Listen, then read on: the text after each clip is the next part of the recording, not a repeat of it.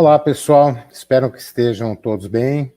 Estamos aqui para mais um ATPC da Diretoria de Ensino da região do Sumaré e hoje nós vamos falar um pouquinho sobre a 9ª edição da Feira de Ciências das Escolas Estaduais do Estado de São Paulo, a FECESP.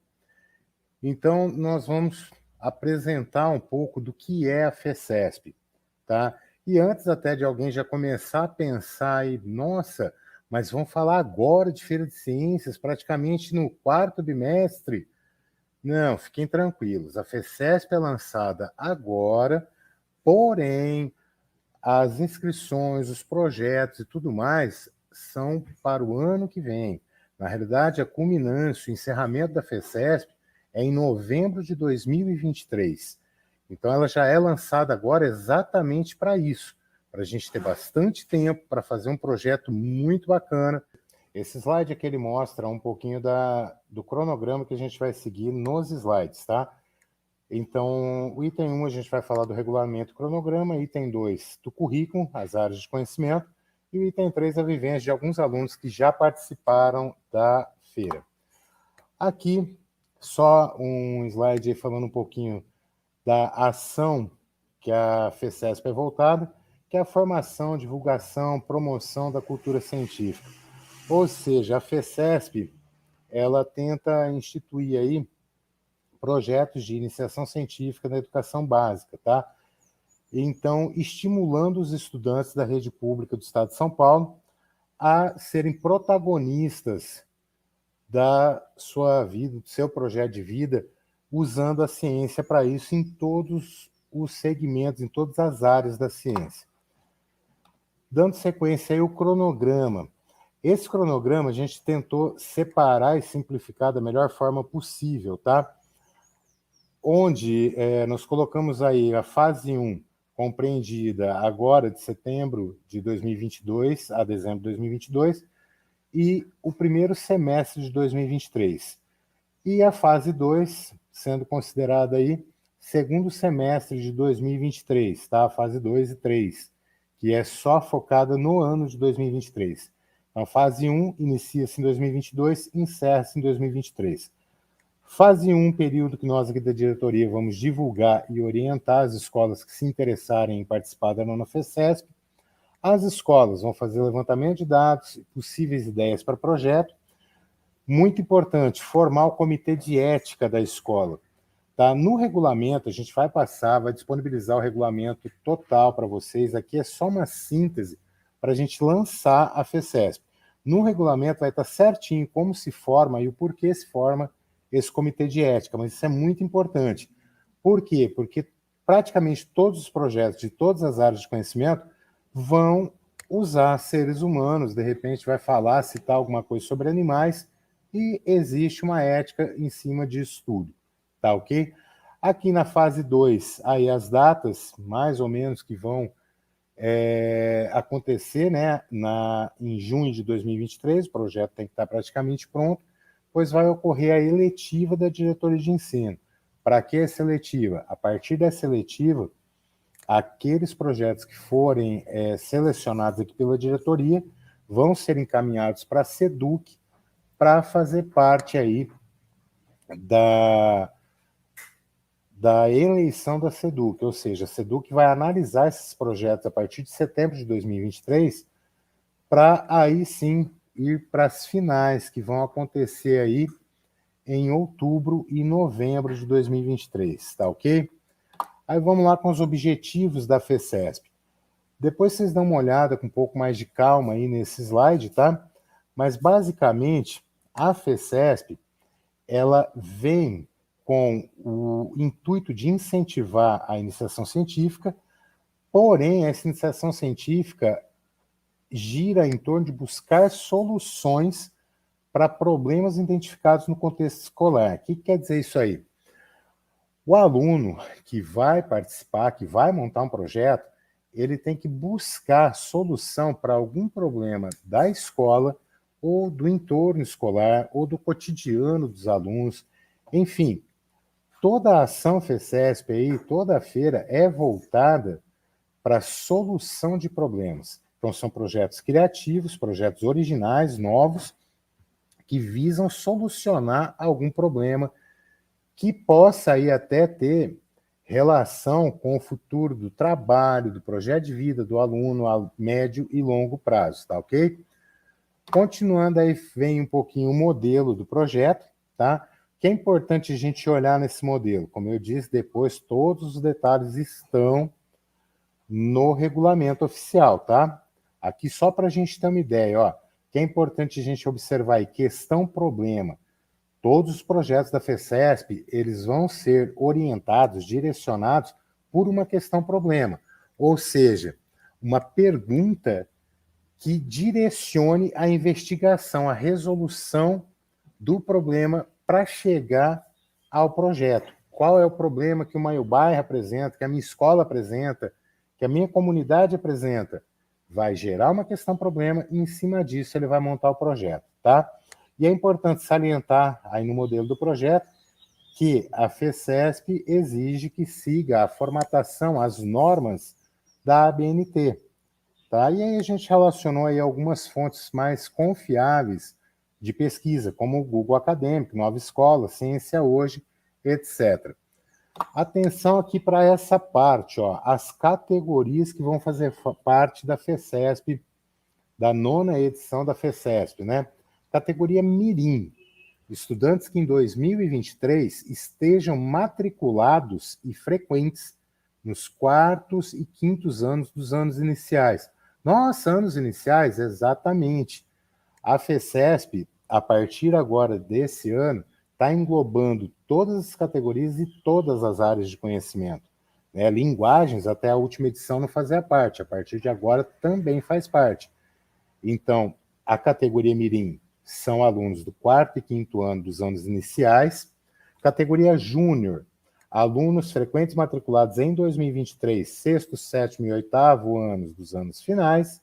E a categoria Master, estudantes que em 2023 estejam matriculados e frequentes no 9º ano dos anos finais, 1ª e 2ª série do ensino médio e EJA. Independente do ano série que o EJA esteja, ele pode participar. Independente da idade, pode participar, sempre na categoria Master. Então, falou que a EJA vai estar na Master, independente de ano série, independente de idade. Área do conhecimento, só para citar, as 4 áreas aí, né? Ciências da natureza, ciências humanas e sociais aplicadas, desafios matemáticos e linguagens. Equipes. Cada equipe tem que ter, no máximo, 3 estudantes, que podem ser de anos sérios diferentes. Ah, eu tenho um aluno do 7º ano que tem um irmão no 9º ano e um irmão no 2º ano. Eles querem fazer um projeto entre eles. Pode? Pode. Só que eles vão fazer parte da categoria do aluno que esteja no ano série mais avançado. Ou seja, tem um do 6º, um do 9º e um do 2º. Qual vai ser a categoria? Master devido ao aluno do 2º, tá? Observação importante, ó, estudantes deverão ter no máximo 18 anos completos em 2023. Ele vai completar 19 em dezembro. Não pode fazer parte, infelizmente. Então tem que se atentar a isso aí. Não tem problema de idade, aluno EJA, aluno do ensino regular, não pode completar 19 anos em 2023, tá legal?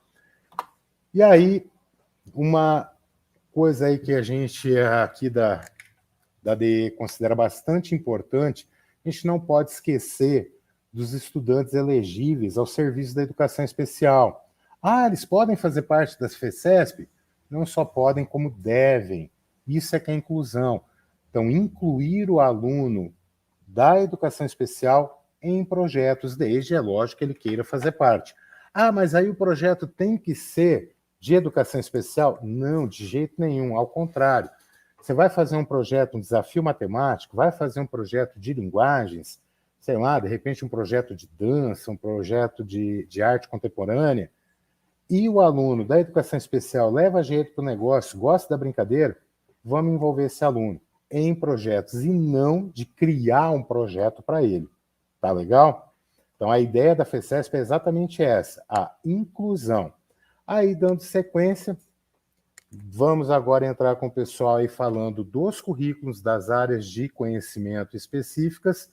Para isso, falando aí de ciências da natureza e matemática, eu convido o meu amigo Antônio, PEC de Física, para dar continuidade ao ATPC.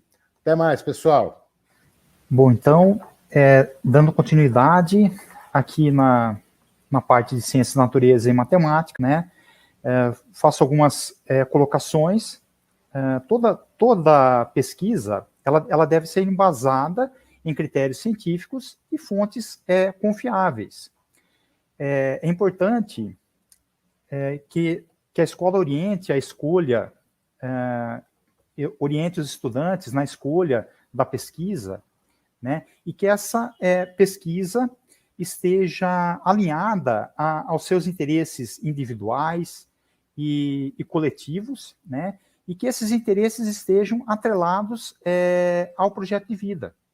Assim, espera-se que a participação desse estudante espera-se aprofundar e consolidar as aprendizagens que promovem o letramento científico. Outro ponto importante é o desenvolvimento da curiosidade, da elaboração de perguntas, observação e coleta de informações sobre os fenômenos da natureza. Passa, Montoya, por favor.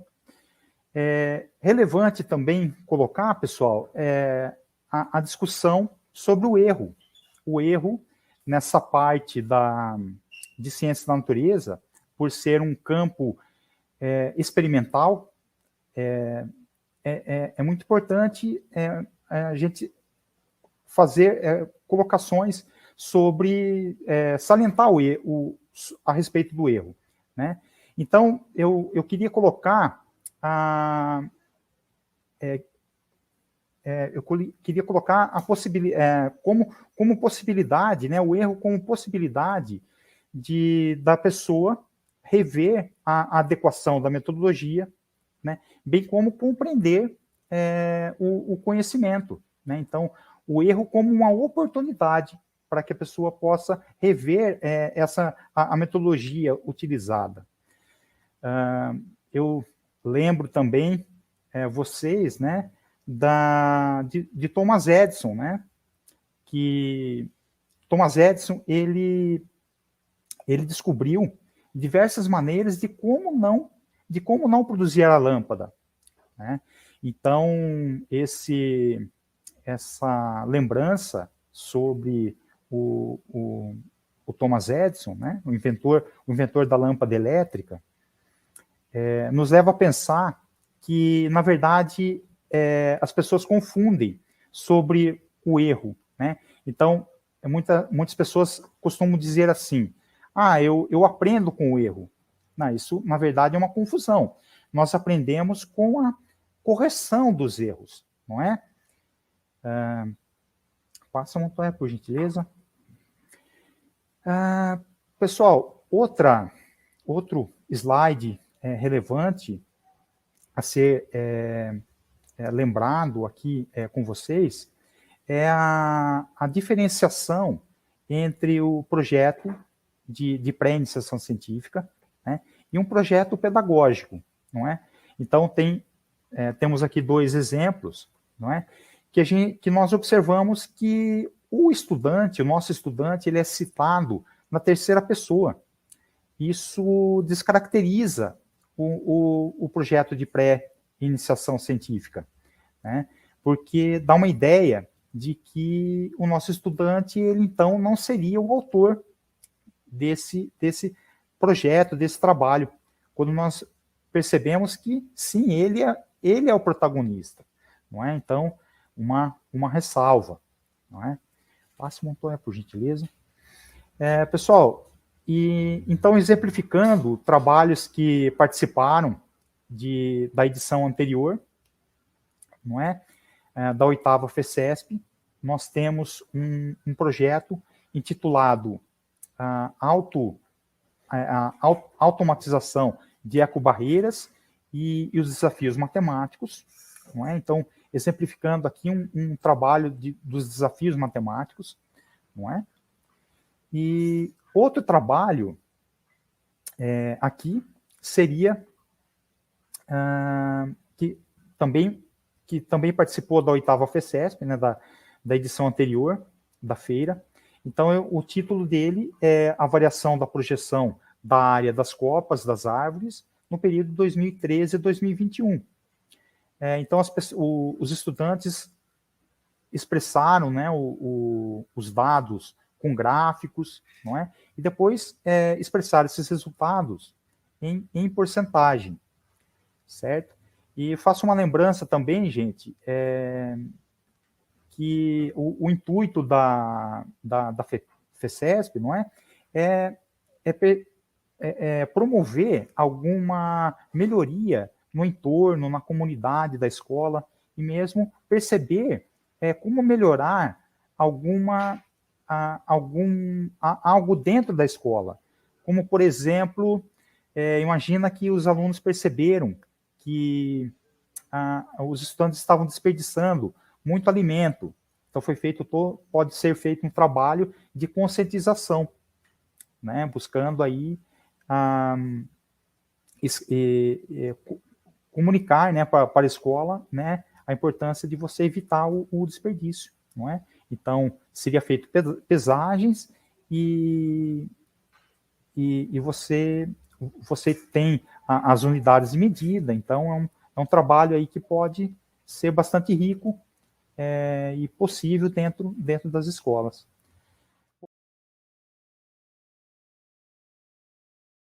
Oi, pessoal, eu sou a Luana, PEC dos anos iniciais. A gente vai trazer alguns pontos aqui para vocês que a gente considera importante para a gente estar focando diretamente para os anos iniciais, mas vocês vão perceber que tem relação com o que já foi falado pelos colegas anteriormente, ok? Então, a gente pede para que vocês pensem em um professor que possa acompanhar esses alunos do início até o final do projeto, tá? Porque a gente sabe que as crianças, para elas, é importante esse acompanhamento do mesmo professor, eles exigem, né, esse foco maior de acompanhamento. Então, a gente pede para vocês pensarem se esse professor estará na escola no próximo ano, se ele poderá acompanhar o projeto aí na íntegra, ok? Outra coisa que foi falado também é sobre considerar o erro como parte do processo, né? Então, levar as crianças a entenderem que o erro ele faz parte da aprendizagem, que é a partir desse erro que ele vai criar novas estratégias, novas metodologias, que ele vai adquirir novas aprendizagens.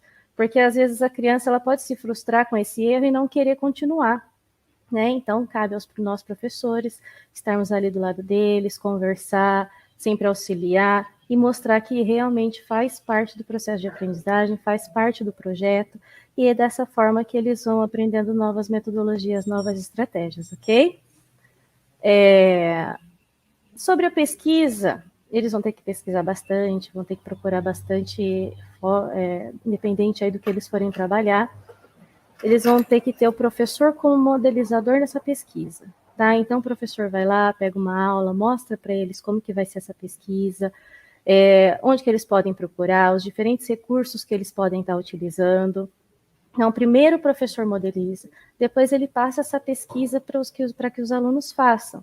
E ele sempre está ali do lado, acompanhando, oferecendo suporte, ajudando ali no desenvolvimento dessa pesquisa. O professor também pode levar alguns recursos aos estudantes, caso eles tenham dificuldade em encontrar algum dado que esteja procurando, alguma informação, ok? Então, é importante que o professor, em sala de aula, ele mostre como acontece essa pesquisa, para que depois eles realizem. Pensando que agora, nesse ano, nós estaremos com o olho mais voltado para os alunos do 3º e do 4º, que em 2023 estarão no 4º e no 5º ano, né? Então, a gente vê ali com o pessoal, passar essa ideia para eles, passar que vai ser uma coisa diferente, algo que já está dentro daquilo que vocês trabalham, que vocês podem ver que não é nada diferente do que falamos nas formações, nas ATPCs que vocês têm, em relação aos anos iniciais. Então, é algo aí que já acontece, né, com os pequenos, com as crianças, e vai ser legal levá-los a um produto final, a um projeto.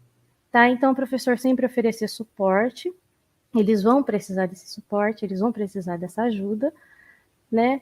E diante do que os colegas colocaram, que a Ângela falou sobre a propaganda, sobre os gêneros textuais, está dentro também dos anos iniciais, está dentro do nosso currículo, são habilidades que são trabalhadas por nós também, ok? Então, dá para os alunos estarem participando, incentivem, acompanhem, que é muito importante para eles também, ok? Então é isso, pessoal, fico por aqui, fiquem bem e precisando, estamos à disposição para qualquer dúvida. Até a próxima. Olá, professores, eu sou a Ângela, professora de língua portuguesa, estou representando hoje a área de linguagens. O que eu queria comentar são poucos pontos, né, mas como trabalhar em linguagens com a feira, né? Então, assim, em primeiro lugar, a feira é uma motivação para a gente trabalhar o pensamento científico, né? Conhecimento científico, letramento científico, na verdade, é a investigação, né? A parte de pesquisa e tudo mais. Então, na área de linguagens também é possível, né, a gente fazer isso. Por exemplo, vai fazer uma peça teatral, né, ou um espetáculo de dança. Você tem uma parte anterior ao espetáculo que acontece uma parte de pesquisa, ou mesmo o projeto Mediação em Linguagem, que está na rede, que é oficial da secretaria.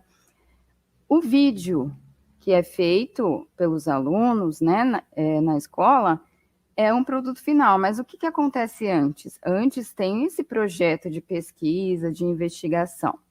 Agora eu vou mostrar para vocês um exemplo para trabalhar em língua portuguesa. Por exemplo, aqui, né? Vamos supor essa problemática, então, né? Então, tem problema no trajeto do aluno para a escola. Por quê, né? Porque há dificuldade em sua chegada por falta de transporte. Então, qual que seria a questão problema a ser levantada, então? Então, como que aumenta as linhas de ônibus que dão acesso à escola? É um exemplo hipotético, tá? Qual seria uma resolução possível? Não que só exista essa, né? Mas essa é um exemplo. A busca de melhoria junto à Secretaria de Transporte. Então, como que poderia ser feito isso, né? Então, seria uma forma de produção de texto, tanto oral quanto escrita, porque você pode trabalhar, por exemplo, abaixo-assinado, os textos de opinião, carta de reclamação, assembleia, debate, e, por último, vocês poderiam também propor um jornal da escola, ou que tivesse já um jornal na escola e fosse sair uma notícia sobre isso, né, sobre essa mobilização. Então, essas cartas, essas produções da escola serviriam para além da escola, né? Vai sair do contexto escolar e vai para um âmbito maior, que seria a melhoria do bairro, a melhoria do transporte público na região. E aí a gente vai procurar as instâncias superiores que cuidam desse assunto. Poderia ser também para a prefeitura e outros órgãos, né? Então, aqui é um simples exemplo. É claro que não precisa sair da escola a ideia para que seja uma coisa grandiosa. A gente pode pegar um exemplo muito simples que acontece no dia a dia, por exemplo, que o professor Antônio citou do desperdício, né? Então, acontece desperdício na hora do intervalo, da merenda. Então, o que a gente pode fazer, né? Trabalhar com gêneros também, folheto, propaganda, para conscientizar nossos colegas. Então, os projetos, eles não precisam ser grandiosos, mas pode ser tanto de dentro da escola quanto de fora da escola. Agora eu vou apresentar para vocês um exemplo de educação física. Então, aqui, qual que seria a questão problema, né? Como melhorar o entorno escolar com as áreas de lazer? Então, qual que seria uma solução possível? Eu estou falando uma solução possível porque não existe só essa, poderia ser outra, né? Então, busca de melhoria por meio de um abaixo-assinado. Então, haveria uma mobilização também social em prol da melhoria. Agora, vamos supor um outro exemplo. Então, existe uma área de lazer, mas o aluno não tem acesso a essa área de lazer por causa da distância e tudo mais. Aí a gente iria também para a primeira ideia que eu disse do transporte público, tá? Agora, eu vou mostrar um exemplo que envolve mais de uma área de conhecimento. Aqui, por exemplo, linguagens em parceria com ciências da natureza, tá? Não que seja obrigatório, que seja abrangente em outras áreas de conhecimento, mas é uma hipótese possível, né? Então, qual que seria a problemática? Da onde que a gente vai partir para a situação problema? Então, o mal-estar e a baixa autoestima em decorrência de debilidade bucal. Aí um problema de saúde, né? Qual que é a situação problema? Como resolver o mal-estar e a baixa autoestima em decorrência de debilidade bucal? Então, qual seria uma resolução possível, uma possibilidade? Conscientização sobre a importância de hábitos de prevenção de saúde bucal.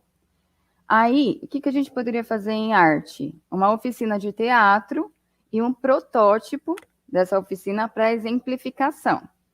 Essa produção teatral teria uma experiência anterior, que seria uma pesquisa de cada personagem, como seria cada personagem, estudar sobre o personagem, a cultura do personagem. Então, é bem amplo, né?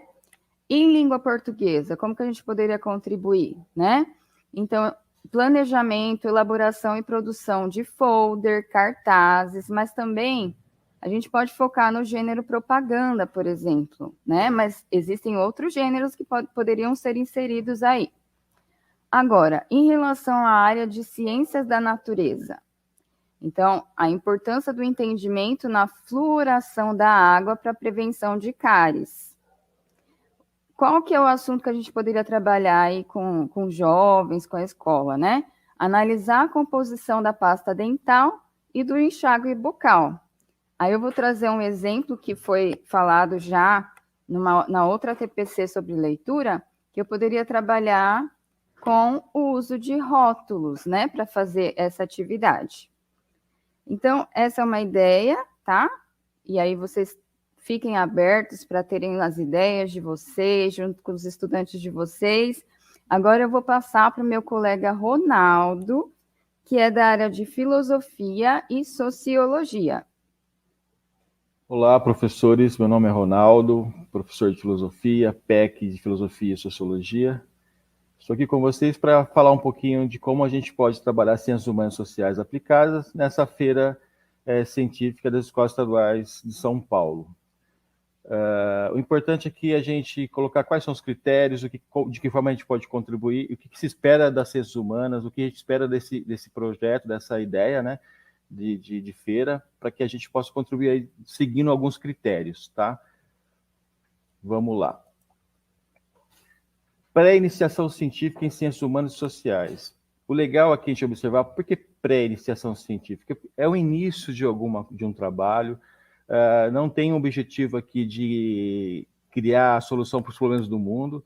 A gente vai discutir 2 pontos fundamentais aqui nessa pré-iniciação científica, que é a reflexão crítica sobre a realidade, que é próprio da natureza das ciências humanas, né? Nós temos áreas de geografia, história, sociologia e filosofia que tem muito a contribuir, por exemplo, em relação a essa questão da reflexão crítica sobre a realidade.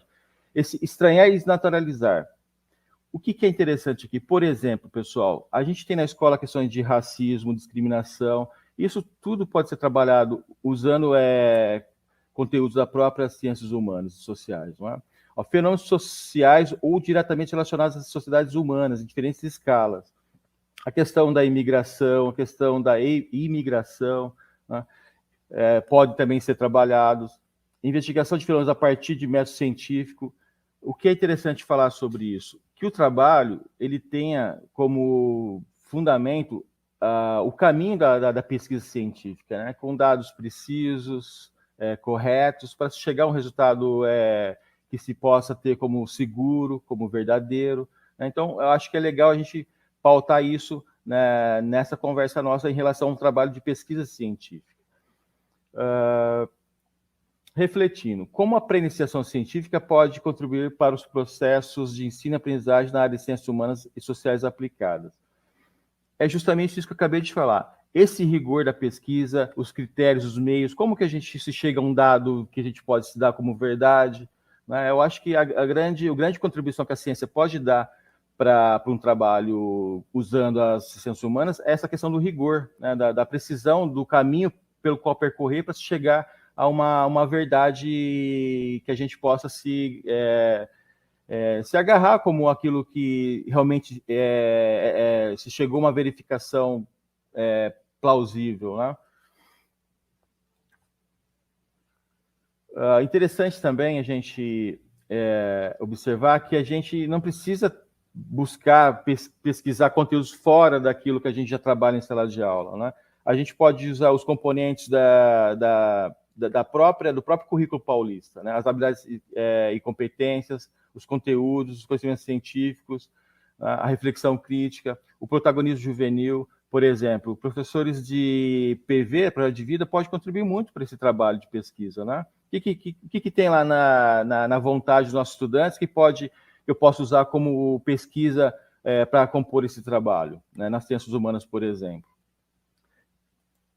Nós temos aqui uma competência específica do ensino fundamental. Não vou ler tudo para vocês aqui, nosso tempo é curto, mas a gente poderia, por exemplo, aqui, interpretar e expressar sentimentos, crenças e dúvidas em relação a si mesmo, ao outro e às diferentes culturas.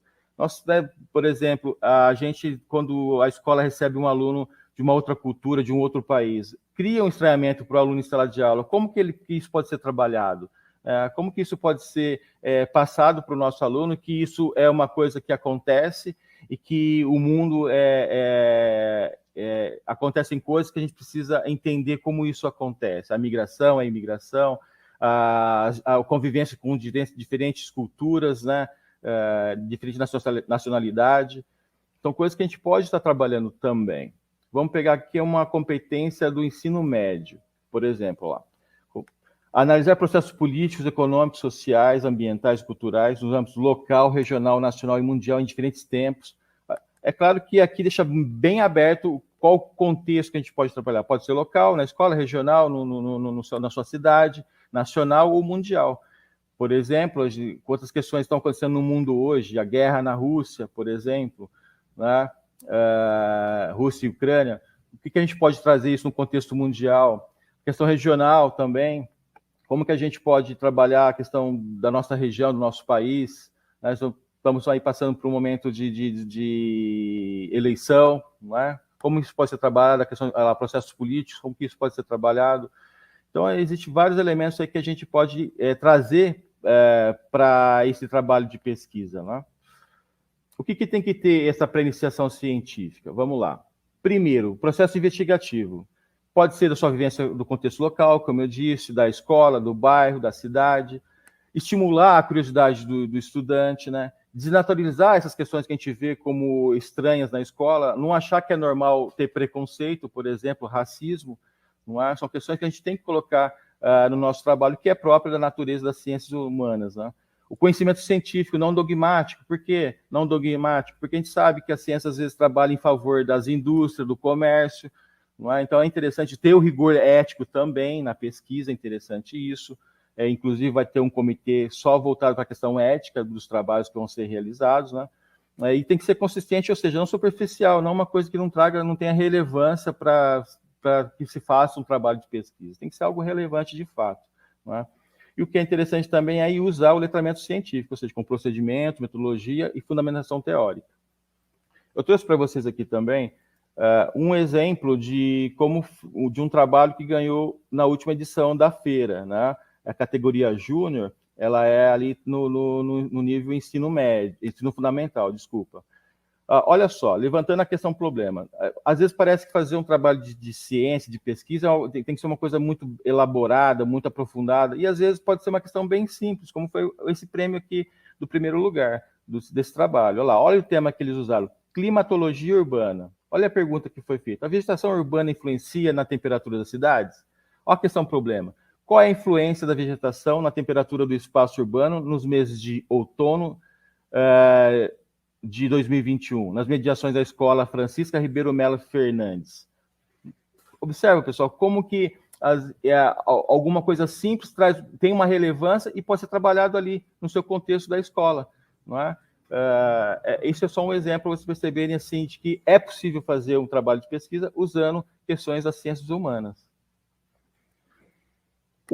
A questão problema, ela tem que se fundamentar em 4 pontos, né? A realização de procedimentos de coleta de sistematização de análise de dados, o aprofundamento dos estudos potencializando a aprendizagem do estudante, a mobilização dos conceitos e teorias da área de ciências humanas e sociais, a efetivação dos objetivos pedagógicos, que é interessante a gente usar, né, o que a gente trabalha em sala de aula. Sobre a questão problema ainda. No projeto, é necessário criar uma solução para a questão problema ou fazer uma intervenção na realidade local? Não, gente, não precisa ser um trabalho tão bem elaborado, tão bem aprofundado, que vai trazer uma solução para os problemas da nossa realidade, ou interferir em alguma situação. Não tem esse objetivo. O objetivo é trazer o aluno para esse processo de investigação, esse processo de pesquisa. Esse é o grande ganho que a gente pode ter participando dessa feira, né? A questão problema precisa ser inovadora? Também não, gente. Não tem essa necessidade de ser uma coisa tão inovadora assim que faz todo mundo ficar de boca aberta. Não tem esse objetivo. O objetivo, como eu disse, é trazer o aluno para esse processo de investigação científica, usando aí, claro, os componentes das ciências humanas. E agora, para finalizar, deixo aqui para vocês essa questão como provocação, não só para os professores da área de ciências humanas e sociais, mas também para as outras áreas, conforme nossos amigos, colegas PECs aqui apresentaram, né? Como as outras áreas também podem aí contribuir, incentivando a participação dos estudantes da FECESP. Um abraço e até a próxima. Meu nome é Leonardo Arthur, eu sou do 9º A. Meu nome é Mirra, eu sou do 9º C. Meu nome é Arthur Gabriel, eu sou do 9º A. Nós somos da Escola Leila Mari em Sumaré. O nosso orientador é o Alberto. Participando da 7ª edição da FECESP, quando estávamos no 7º ano. O nosso projeto é Plataformas Digitais Google Classroom, uma nova forma de aprender. Quando ingressamos nessa escola em 2019, a gente não tinha nenhuma ideia do que era o projeto. Mas, no primeiro semestre, a gente participou de um nivelamento junto com o professor Alberto. E lá a gente tirou vários conhecimentos sobre o que é projeto, plataformas digitais, tecnologia, computador. E com todas as ideias em mente, a gente formou um grupo de 3 pessoas e criamos nosso projeto. Nosso projeto é o Google Classroom, que é uma plataforma digital que estimula os alunos a melhorar seu aprendizado e a sua excelência acadêmica. A plataforma digital foi bastante utilizada na época de 2020, né, por causa da pandemia, que foi o pico, utilizada para aprender novos conhecimentos até 2021, mais ou menos. Eu vou comentar um pouco agora como foi a minha experiência pela primeira vez tendo um projeto científico na escola. Em 2019, eu não tinha nenhuma experiência com um projeto, né? Eu era do 6º ano, um novo aluno na escola, então eu não fazia a mínima ideia do que era. Mas aí eu tive que participar de um nivelamento de tecnologia, onde lá eu aprendi muitas coisas que eu uso até hoje, né? Que eu tirei de proveito, que foi diversas tecnologias, diversas plataformas, diversos aprendizados. E eu posso falar que esse projeto eu aprendi muita coisa nele, tanto na escola quanto fora da escola. Quando eu criei ele, eu pensei que eu poderia ajudar alguém, fazer algo bom. Então eu decidi criar um projeto para ajudar um pouco a escola, que eu queria divulgar um pouco o Classroom, que não era tão conhecido na época.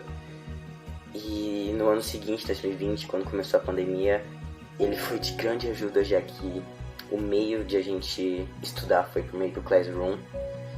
Então eu acho que o meu projeto foi de grande ajuda para a escola e para os alunos em si, né? Já que o projeto contribuiu para o aprendizado e a excelência acadêmica de muitos alunos. Através do nosso projeto Plataformas Digitais Google Classroom, uma nova forma de aprender, que foi nossa segunda-feira Ciências, que foi a 7ª edição da FECESP.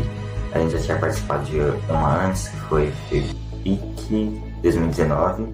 A gente, depois disso, a gente aprendeu bastante novos conhecimentos, aprendemos na área de pesquisa, o que ajudou bastante nos nossos aprendizados na escola em si, como, por exemplo, ajuda em matérias como história, matemática, geografia, ciências, algo que a gente aprendeu muito, já que a gente aprendeu mexeu com muita tecnologia.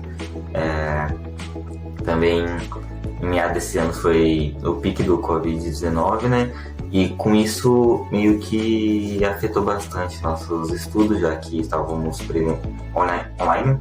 Então, isso acabou afetando bastante. Mas, mesmo assim, com a plataforma digital Google Classroom, a gente ainda conseguiu novos aprendizados e novos conhecimentos. Mesmo algumas dificuldades que passamos, ainda assim conseguimos aprender bastante sobre como mexer nas tecnologias que não mexíamos presencialmente, mas ainda assim conseguimos. O meu projeto é Diga Não à Má Alimentação, e a ideia que eu tive antes de ter esse projeto é que eu tinha percebido que muitos alunos preferiam trazer ou lanche de casa ou simplesmente não receber a merenda que a escola dava, e eu não queria que isso acontecesse, por causa que eu já tinha problemas alimentares antes e eu não queria que outros alunos tivessem esses mesmos problemas.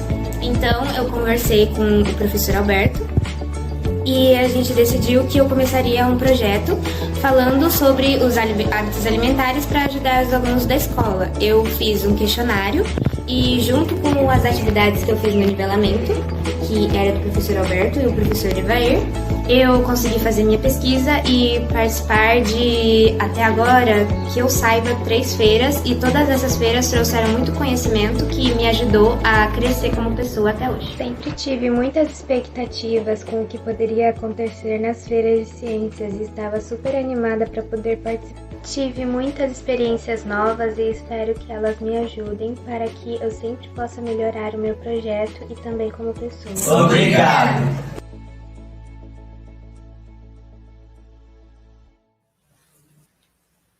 Bom, pessoal, esse foi o nosso ATPC sobre a edição da 9ª FECESP.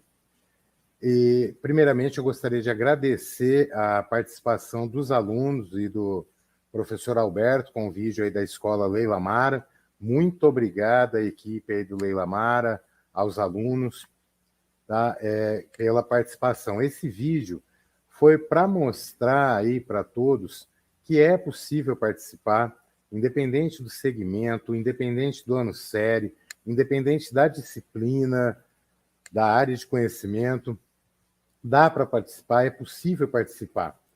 E nós estamos aqui na DE à disposição de vocês. Então, mais uma vez, o convite está sendo feito aí para todas as escolas da nossa diretoria de ensino, sem exceções, para todas as escolas, para todos os públicos, para todas as áreas de conhecimento.